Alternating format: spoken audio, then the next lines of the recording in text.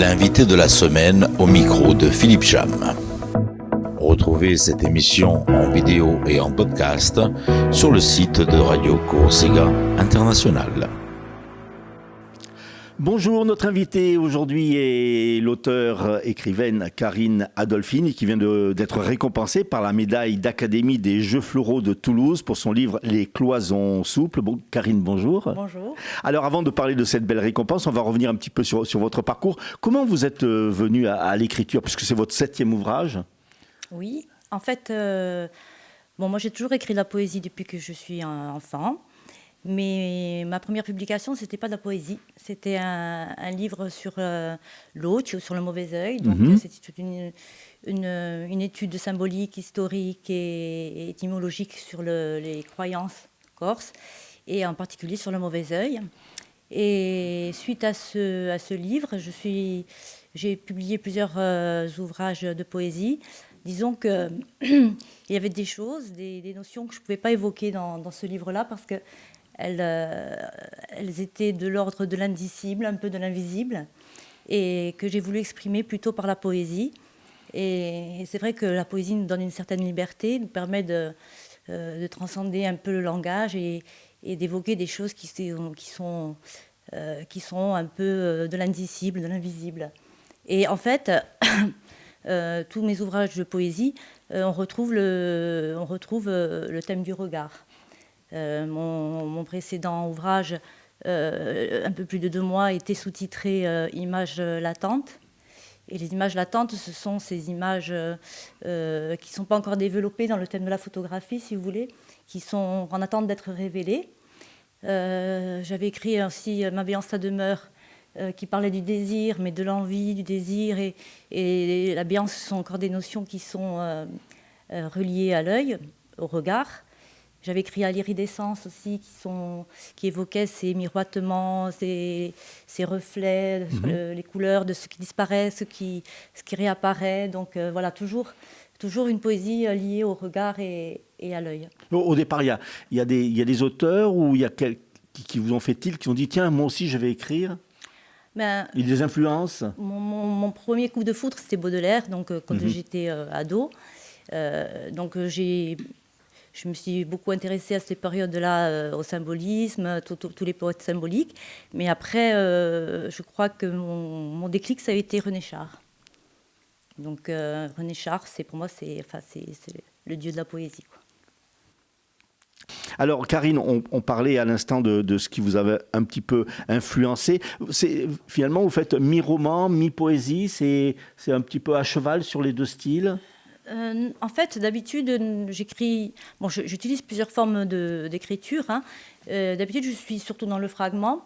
Et c'est vrai que dans ce recueil-là, Les Cloisons Souples, c'est un mélange des deux, de prose et de poésie. On glisse entre le récit et entre la poésie.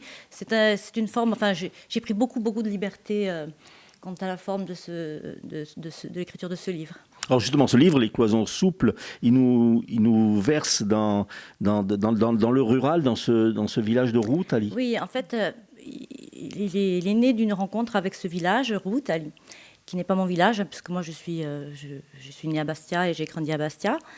Et en fait, mon compagnon et son fils ont acheté une maison dans ce village, Routali, une grande maison qui est située au cœur du village, et qui s'appelait autrefois la Casa Tonari Licasta. Et c'est donc quand je suis rentrée dans cette maison, j'ai ressenti des vibrations, si vous voulez. J'ai été touchée par ce vide, par les gens qui n'étaient plus là. Et en fait, le recueil Les Cloisons Souples est sous-titré « Images rémanentes ». Et en fait, c'est ça, j'ai voulu retranscrire ces rémanences. Les rémanences, vous savez, c'est cet effet d'optique, lorsque on a tous fait un peu cette expérience, lorsque vous regardez pendant longtemps un objet, et ensuite vous fermez les yeux, et même si l'objet n'est plus devant vous, vous continuez à voir. Et vous le voyez, en fait, ce qui est magique, c'est que vous continuez à le voir dans une couleur complémentaire de celle d'origine. Et donc il y a quelque chose d'un peu magique, et c'est un peu ce que j'ai ressenti quand je suis rentrée dans cette maison, c'est-à-dire que les gens et les objets n'étaient plus là, mais il y avait comme cette aura encore présente, des rémanences, en fait, des vibrations, le souffle des pierres, des murs. Et c'est ce qui m'a donné envie d'écrire ce livre. D'abord, j'ai fait des recherches sur les gens qui avaient habité dans cette maison. C'est une maison qui a une histoire, qui a une âme. Elle date de 1847, certainement même plus ancienne, mais et j'ai interrogé un peu les gens du village pour connaître un peu l'histoire de cette maison. J'ai fait aussi des recherches par moi-même, c'est-à-dire que sur Internet, j'ai retrouvé un peu l'histoire des gens aussi qui ont habité dans la maison. Et tout ça, je m'en suis servi pour, si vous voulez, tracer un chemin d'empreinte, essayer d'incarner ces vibrations par l'écriture. Karine Adolfini est aujourd'hui notre invitée. Elle a été récompensée par la médaille d'Académie des Jeux Floraux de Toulouse pour son livre Les Cloisons Souples dont on vient de parler. Alors justement, Karine, c'est une belle récompense parce que... dites-nous un petit mot sur justement cette association des Jeux Floraux de Toulouse.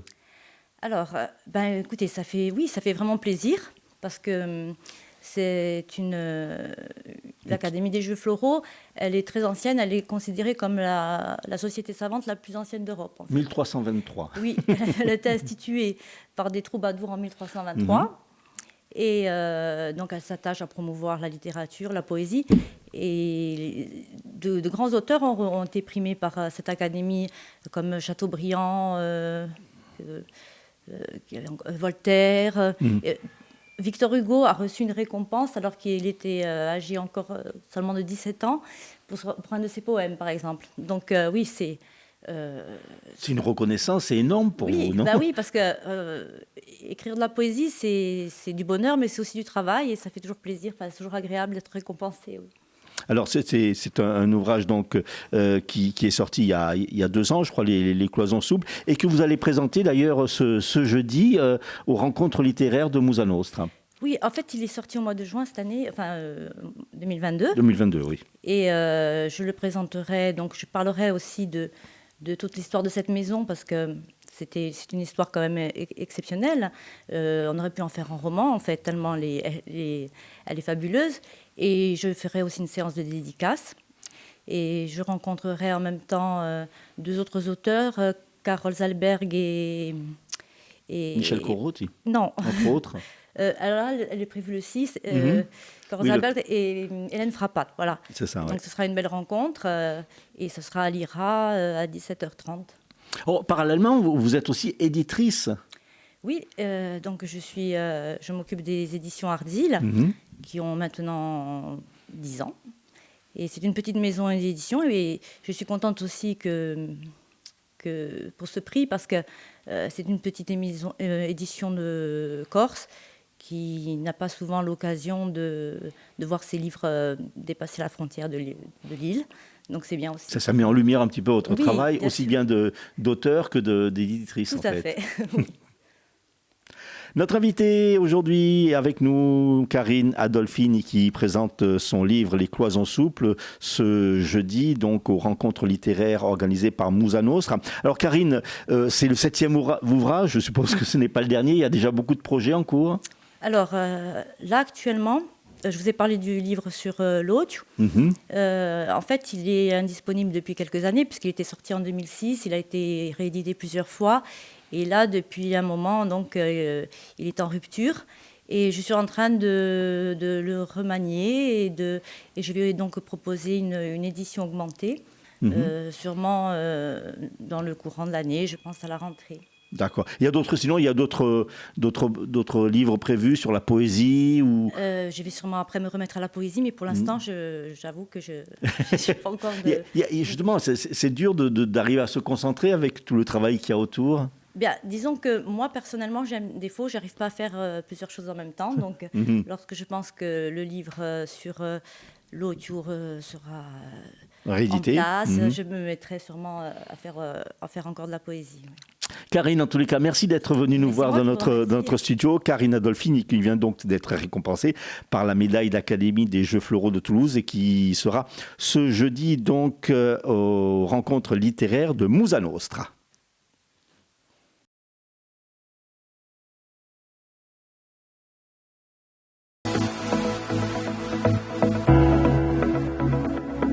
L'invité de la semaine au micro de Philippe Cham.